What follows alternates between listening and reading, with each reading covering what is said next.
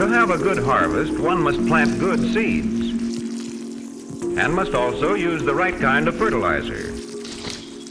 The carrots have grown large and firm. How good they will taste.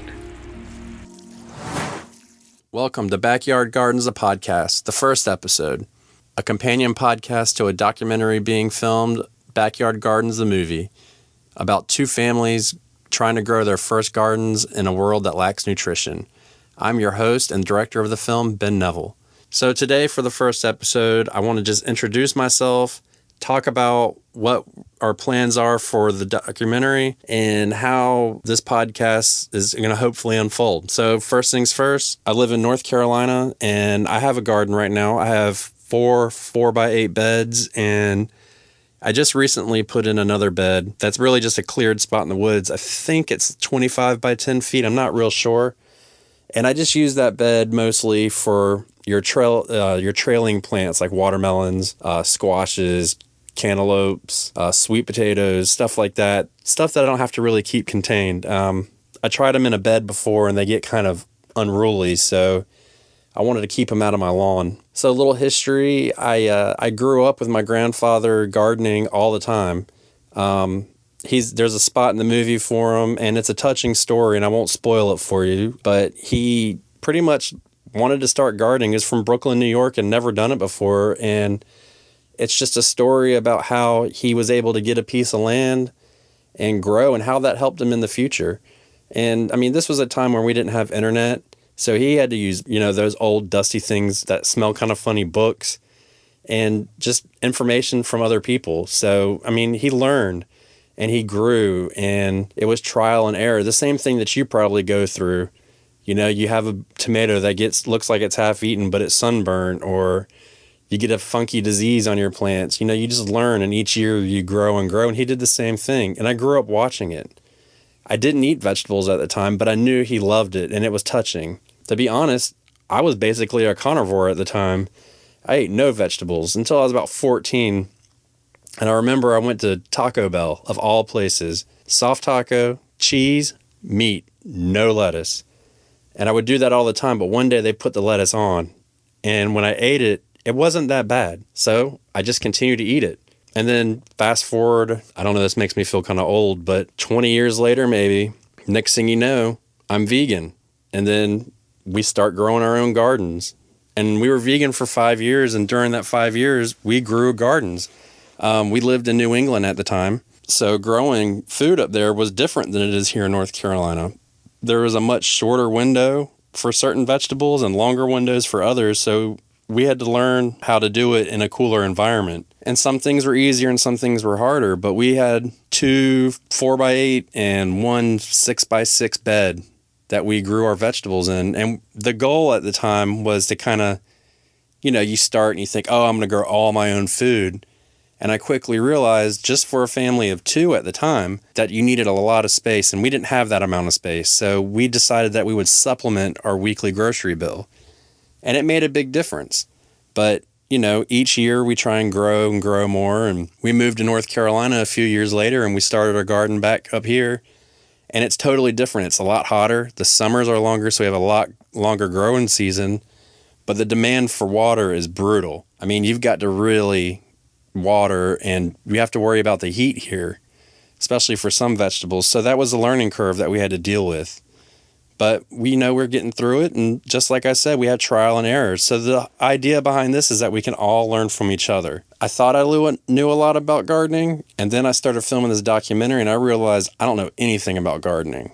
And the humble thing that I learned is that a lot of people that are what you would call experts in gardening feel the same way. There's always something to learn.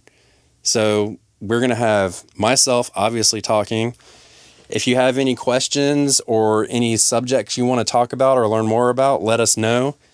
And you can let us know in a comment section or leave us a review, and we'll get it, and we will research it and talk about it, because we definitely want to improve everybody, because what you learn, I learn, and same thing around. So, we can figure it out. We're going to have follow-up interviews with people from the movie. We're going to have experts talking about certain subjects and different aspects. We'll talk a lot about plants and vegetables, flowers, pollination, soil, which, by the way, I've been corrected many times. Soil is not dirt. So don't call it dirt, depending on who you're around.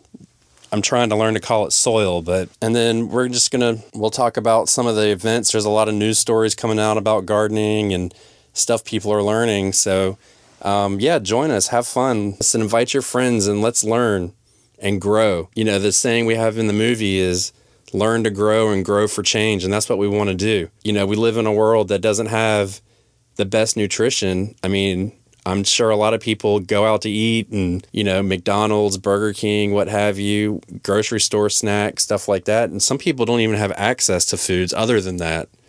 So, we just encourage people to just grow a plant, grow something, get a pot of dirt, put a seed in it, watch it grow, learn about it. The best place to start is growing herbs. Have a little herb garden. Doesn't matter if it's 1 plant, 5 plants, or a huge bed. Just grow an herb garden. All you got to do is cut leaves, dry them, grind them, eat them fresh, and you add a lot of flavor to your foods. And it's a good way to satisfy and get that instant gratification from what you grow. If you grow a fruiting vegetable like, a tomato, you have to grow it for a long time and watch that tomato grow, which is fun. But if you grow that basil plant, which is great to start off with, as soon as you get a couple leaves on it, you can pull a leaf off and use it in a sandwich. And right then, you already are harvesting your own food and you're adding nutrition into your life. And that's what we want to do here. It doesn't matter if you have access to a lot of land, if you have a small porch, or if you have, nowhere to go. You can find a community garden. You can put a 5-gallon bucket on your porch with a bag of dirt. I mean, I saw somebody on a Facebook group the other day said, I don't have any money and I want to start a garden. What should I do? And I simply replied, get a shovel and dig a hole. It's really that easy. You don't even have to buy the seeds. Generally speaking, you could pull seeds out of what you eat and plant it. I have a lady down the road from me, and that's exactly what she does. If she eats it and it has seeds, it goes in the ground. And I don't have the heart to tell her that some of this stuff won't make it, but she tries, and she's got, if I'm not mistaken, this is her first garden, and it's massive. And most of it's come off stuff that she's eaten solely. She eats a lemon, she plants a seed. It'll grow in the summer, but in the winter it'll die here, but that's okay. She's learning. And she's got a killer herb garden, and it's got all these exotic herbs because she eats lemongrass and different basils, and I don't even know some of it. So, she's doing a good job with that, and that's really how you start.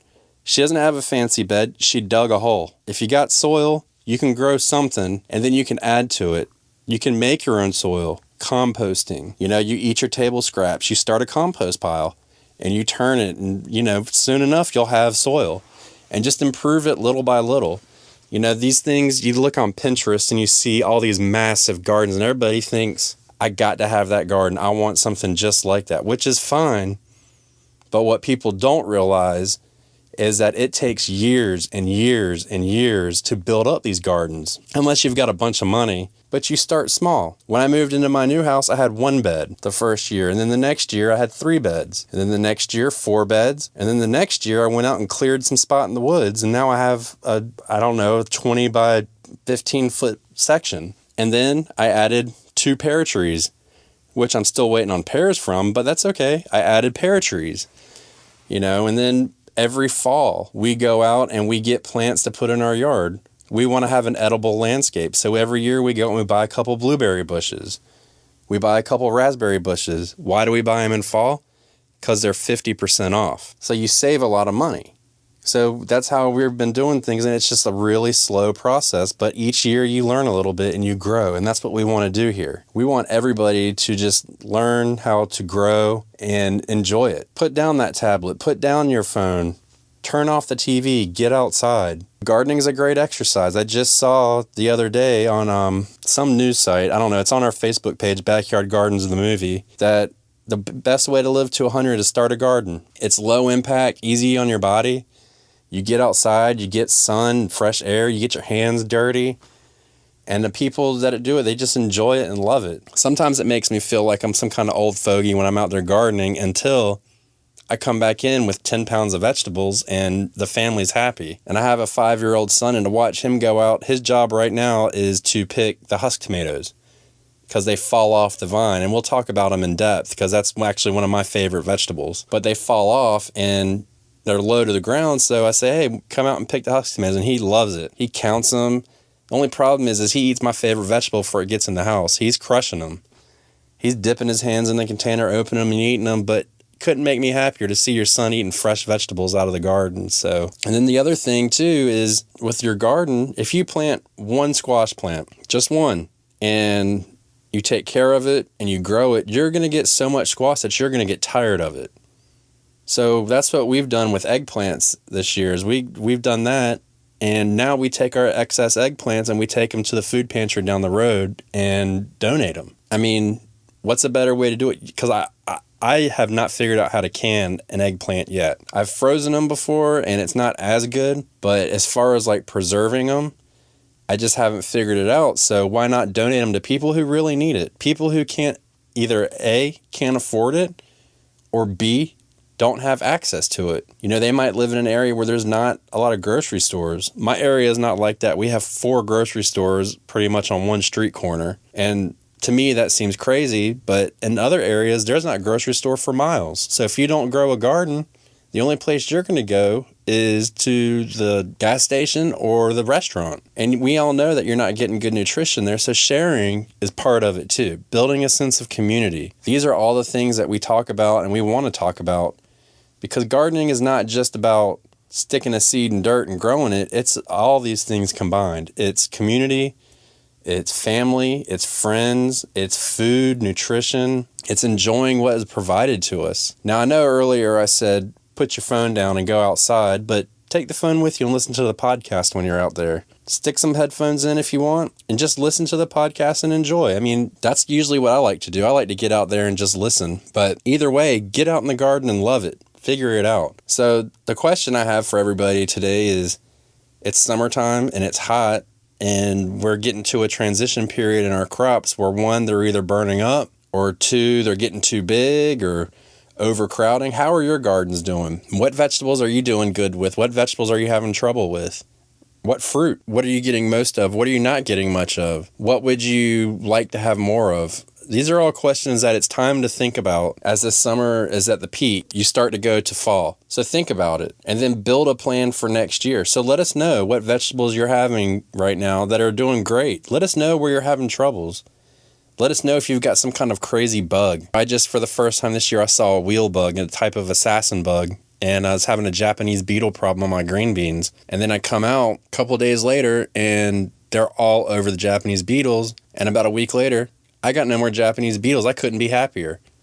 Because I tell you what, that's an uphill battle for me every day picking them off. Trying to have an organic garden is one thing, and then having what I call a semi-organic garden is another. You know, will you use chemicals when you need it? Like, I didn't think that using a chemical was warranted for the Japanese beetles at the time, but I was super close until I found the almighty wheel bug. So that's what I learned this year. Now that it's the middle of summer, what are you going to do for fall? Are you going to rotate your crops, or are you just going to let all you have go and not worry about it? So let me know. Tell us what your plans are and tell us what you're going to put in. How much are you going to put in? So these are all things to think about, and these are all things we want to know, and let's learn together. And until next time, learn to grow and grow for change. Thank you. Now you know why people feel like celebrating at harvest time. All over the world, people have feasting and good times when the crops have been gathered in.